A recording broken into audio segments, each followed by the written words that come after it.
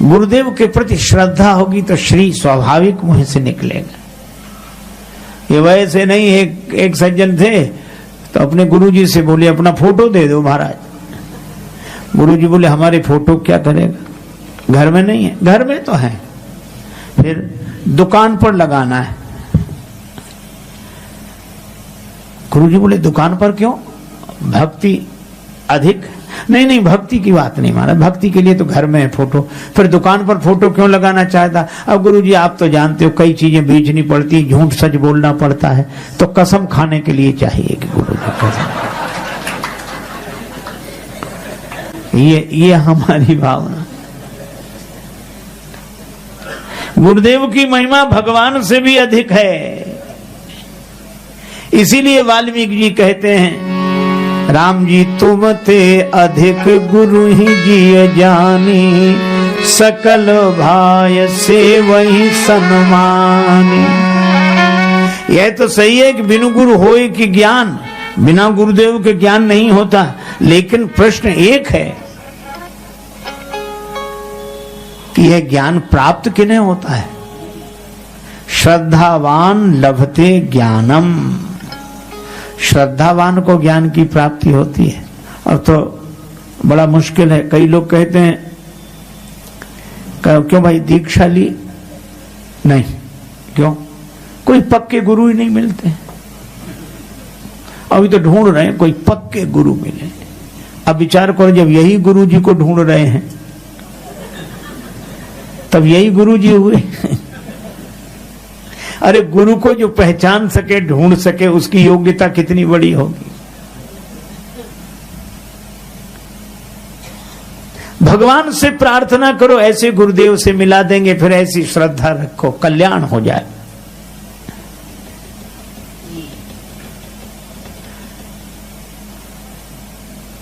लोग कहते हैं सच्चे गुरु मिले, मैं कहता हूं श्रद्धा सच्ची हो। एक राजा की बेटी नाम वैराग्यवती, बचपन से ही वैराग्य की बातें करे। राजा ने एकांत में उसको भवन दे दिया रहने के लिए। वो यही कहती, फूलों को देखती तो कहती आज खिले कल झुक चले, परसों मिल गए धूल, देख दशायों फूल की फिर क्यों फूलत फूल। कभी कहती ये वृक्ष पत्ते बात कर रहे हैं, पत्ता बोला वृक्ष से सुनो वृक्ष बन रहा है, अब के बिछड़े कब मिले दूर गिरेंगे जाए। तरुवर बोला पात से सुनो पात मम बात, या घर की यह रीति है एक आवत एक जात। ऐसी बातें करती, बस अकेली में रहती। एक दिन रात्रि का प्रथम पहर शुरू हुआ और ये बैठी बैठी गीत गा रही थी। हम देखत सब जग गयो, जग देखत हम जाहि,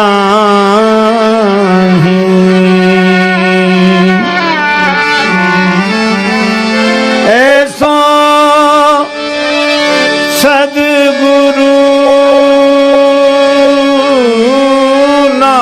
मिलो, पकड़ी छुड़ावे बाह,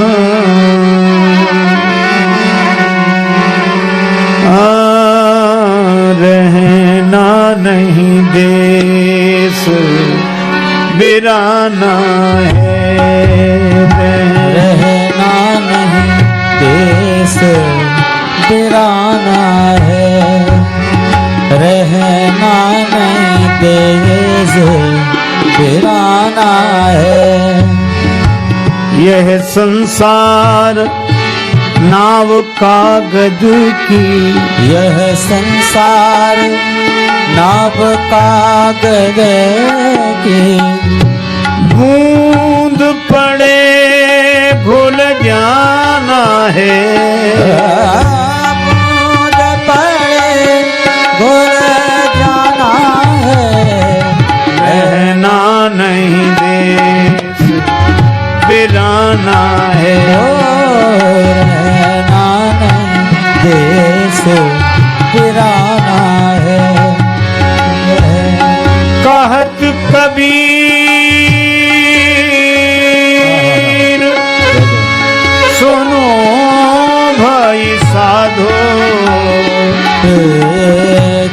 कहत कबीर सुनो भाई साधु,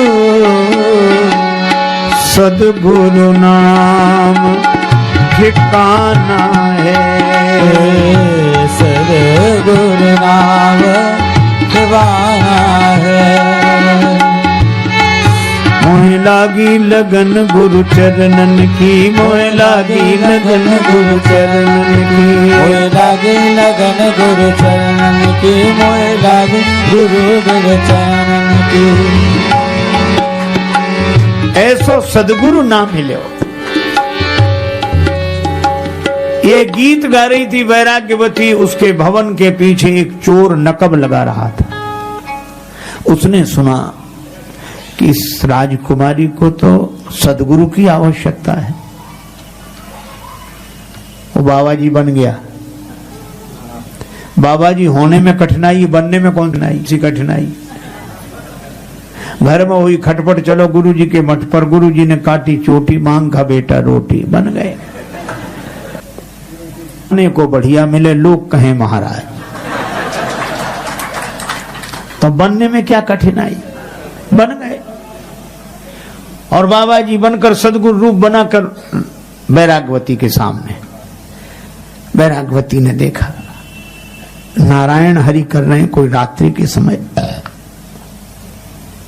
महाराज प्रणाम, जल पीजिए। हाँ प्यासा हूं, जल पिलाओ। लेकिन सुनो सुनो, तुमने दीक्षा ली? नहीं दीक्षा नहीं। तब मैं तुम्हारे हाथ का पानी नहीं पीऊंगा। इसने दीक्षा ही नहीं ली, उसके हाथ का पानी क्या पीना। जाने लगे। वैराग्यवती ने कहा कि जाओ मत, आप ही दीक्षा दे दो मुझे, ताकि मैं आपको जल पिला सकूं। बोला हम विरक्तों की दीक्षा ऐसे घरों में नहीं होती, जंगल में चलो।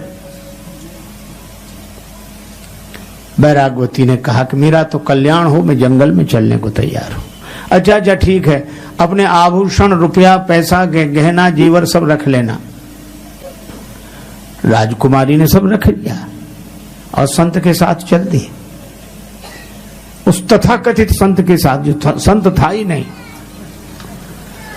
घोर जंगल में जाकर उसने वैराग्यवती को एक वृक्ष से बांध दिया। वृक्ष के किनारे खड़ी करके रस्सी चारों तरफ से लपेटी बांध दिया और बोला, देख ये गुरु जी का बांधा हुआ बंधन है, हम 7 दिन बाद आके खोलेंगे, यहीं बंधी रहना।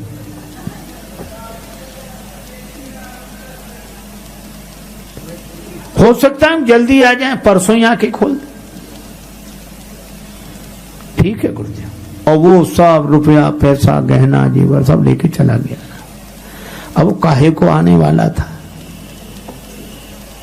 वो नहीं आया। दूसरे दिन राजा ने देखा कि वैराग्यवती का पता नहीं।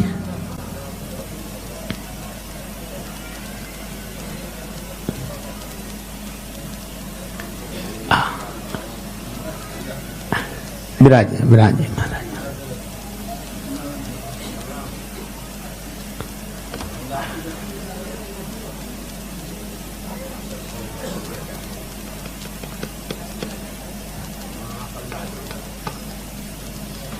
राजा दूसरे दिन अपने घोड़े पर सवार होकर सब जगह वैराग्यवती को खोजते हुए गया।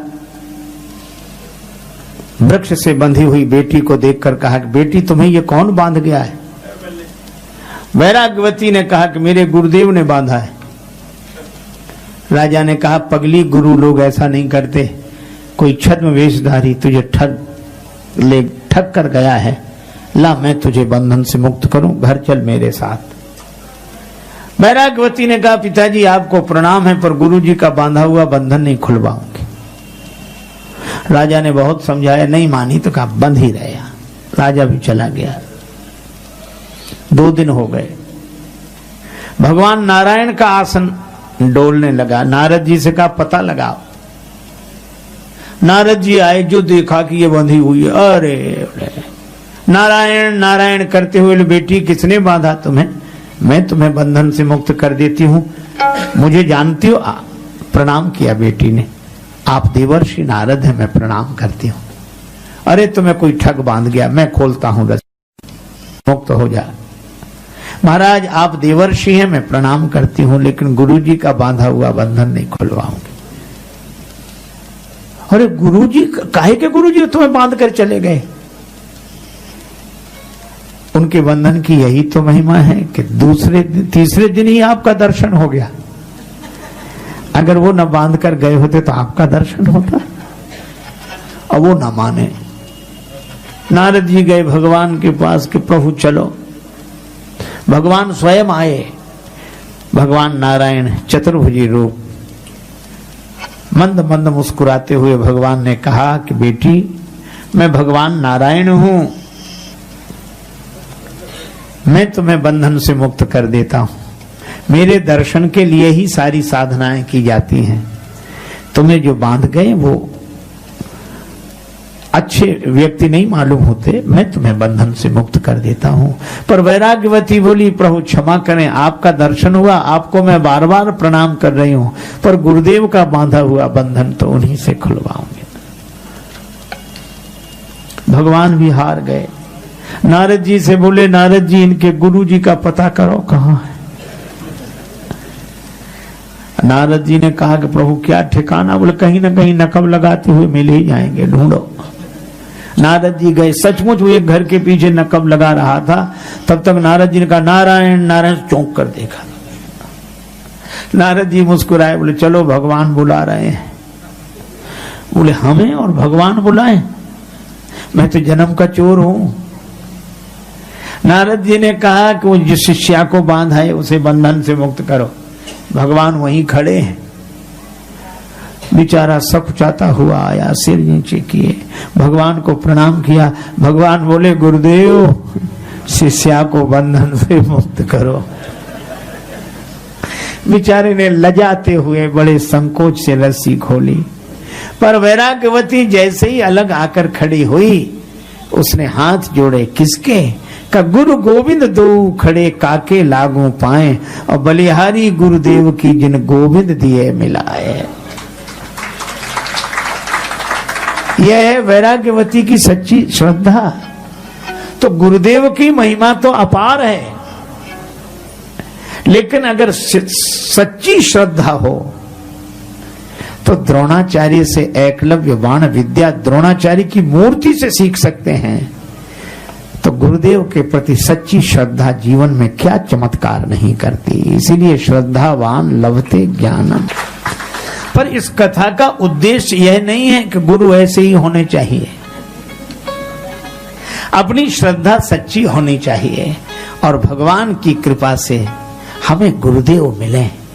इसीलिए भाई, जो भगवान के रंग में रंगे हों, भगवान से अभिन्न हो गए हों, ऐसे गुरुदेव की शरण श्रद्धा पूर्वक लें।